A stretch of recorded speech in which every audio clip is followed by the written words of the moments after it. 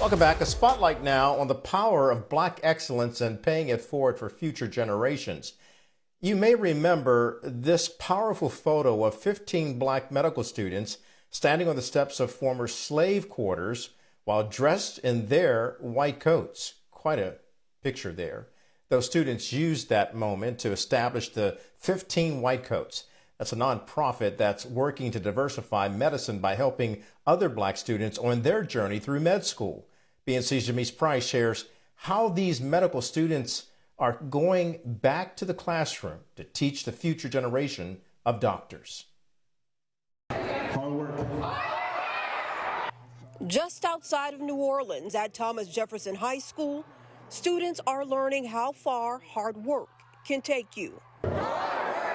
A message shared by Russell Leday and Sydney Labat, fourth-year medical students.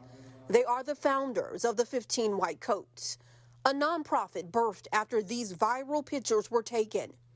15 Black medical students from Tulane University standing in their white coats outside of a former slave cabin on the grounds of Whitney Plantation. It was super emotionally invoking.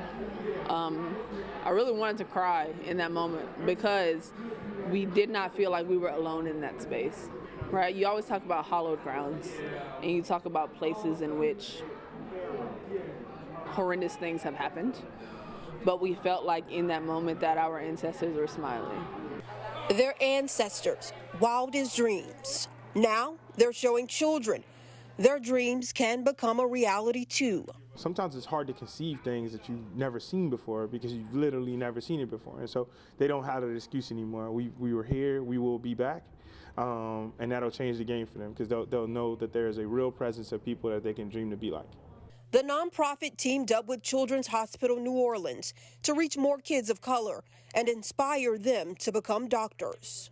Kids need to physically see me standing here with this white coat on. They need to see the physicians standing there with their white coat on. They need to see and have that image because we're all about reshaping cultural imagery, right? I saw a lot of students who said, this could be me.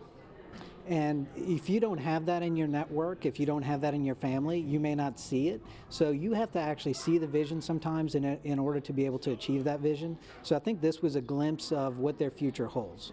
The partnership comes with a financial contribution from Children's Hospital that will also help the 15 White Coats provide scholarships for medical students, which remains a challenge for Black people wanting to pursue medicine. How else can we help you get your mission out into the community and also help Children's Hospital with our mission as well? We are a teaching hospital, and so we teach and train med students and residents in our hospital, and so we have a vested interest in making sure that we have more people of color in medicine. The mission, diversify medicine, but it starts in the classroom. It could change the game. You know, it could really give a lot of these kids hope for the future. I mean, we got so many things spewing in a different direction in terms of, you know, upwards of crime and things of that nature in our community. I think this is a change. This is something different. And this could really inspire our kids to go in a different direction. In Jefferson Parish, I'm Jamise Price for BNC. If you see it, you can be it. Truly a message we embrace here at BNC and try to drive home every day. Representation matters. Joining us now to talk more about this is Dr. Reed Tuckson. He's the co-founder of Black Coalition Against COVID-19. Good to have you back, Dr. Tuckson. Your reaction to that piece, and how important is it on multiple levels for there to be more Black doctors out there? I tell you, I am so excited to watch that piece because I was privileged to be the president of the Charles R. Drew University of Medicine and Science, one of the 4 Black medical schools, and this one located in South Central Los Angeles. And there we did a program fairly similar to this, which we called the Saturday Science Academy. And we brought kids in 7 to 13 years old from the Watts community. They all came in and they all wore white coats and they sat down and filled every chair in our university, and we called them doctor. And you can just imagine what it's like to see a young kid from Watts putting on a white coat, being called doctor, and all of a sudden they're in the classroom and they sit straight up. And there's nobody acting a fool, and there's no talking between lessons, and everybody is so serious. Why is it so important? It's so important because in 2003, the prestigious National Academy of Medicine looked at what was going on with the numbers of Black physicians. Our population in 2003, we represented 13% of the United States. Only 3.3% of all the doctors in this country are Black. Today, since 2003, that number is only 5.4%. We've made so little progress. And so this kind of study, this kind of initiative is really, really gratifying to see. I hear you loud and clear, Doctor, and you're so right, because you look at the situation historically and how we were undermined and not allowed the chance to serve as doctors in the slavery days. And then shortly after that, in 1867, 1868, Howard University became the first medical school for Blacks to learn and study medicine.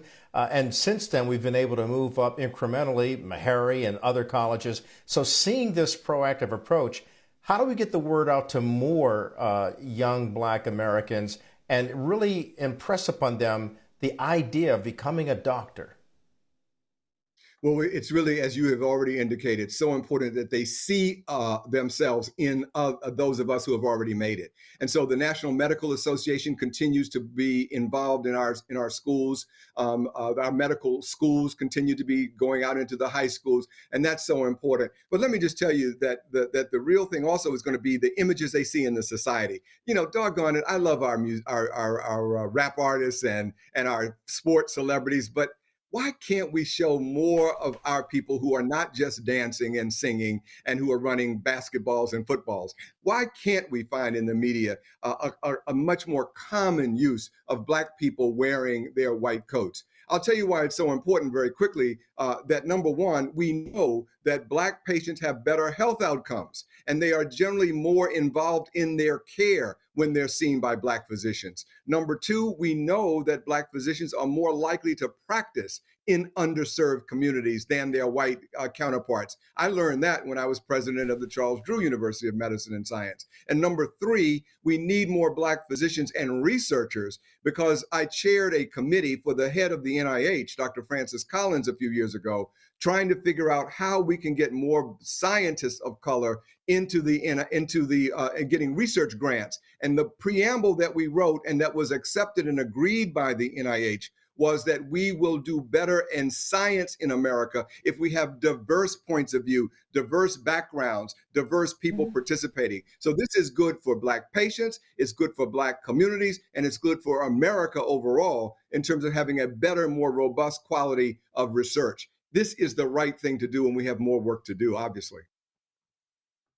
Dr. Tuckson, not going to lie, after my first delivery was so scary, for my second delivery, I specifically sought out a Black female OBGYN, and it was 1,000 times a better experience. And I did that because I knew that what she had to do to get that job and to get where she was now in society and get that degree, she must have worked so much harder to overcome all those obstacles.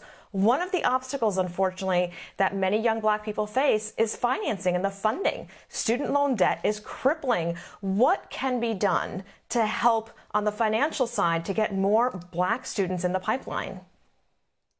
Well, we have to keep pushing harder for federal support through the loan programs and so forth. But we also have to do something better in our own community. Look, let's be honest. Our church groups have long put people through school who needed to be put through school. We've got to come to the table with our philanthropy. Our social and civic organizations have got to start adopting this as well. And I'm glad you found a Black woman physician. I will have to say that the Black women have taken off in terms of the frequency with which they're getting into medical school in comparison to Black men. We've got a lot of work to do on Black men as well. And we've got to push really hard at the K through 12 level of increasing our science engagement in our high schools and junior high schools, and even as early as elementary school. The pipeline must be robust if we're going to change those statistics. And so it begins as early as kindergarten, and certainly it begins very intensely at the beginning of junior high school. That's where we got to put our energy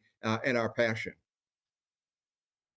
Oh, I like how you said that. It begins as early as kindergarten, where you start putting the dream into the child's mind so that they can excel to excellence. There's something I want to unpack real quickly. You talked about getting into research, and of course, there's Dr. Emeka Corbett. I forgot how to pronounce her first name, but she's the one who discovered the breakthrough for the vaccine for the NIH and Moderna. And as a result of that, we've seen Black people reaching out and getting the help that they need through vaccines. Because you're the co-founder of the Black Coalition Against COVID-19, where would people be were it not for some of the Black medical schools being actively engaged in the Black community to warn them and to educate them and to take care of them throughout this COVID pandemic?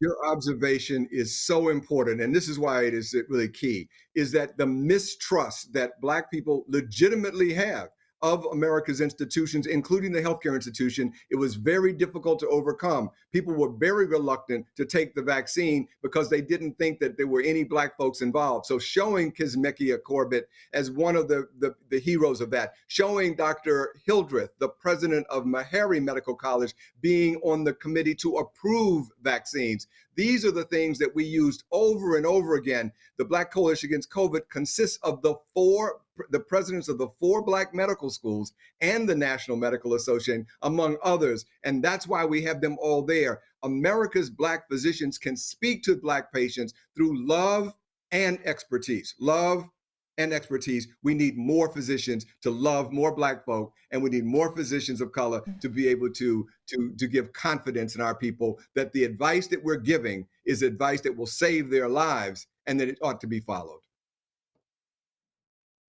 And before we go, I want to make a quick shout out to Tuskegee University that has a veterinary school. So also another opportunity to wear a white coat and take care of man's best friend if you don't want to take care of man. Dr. Reed Tuckson, co-founder of Black Coalition Against COVID-19, thank you for joining us. Still ahead on the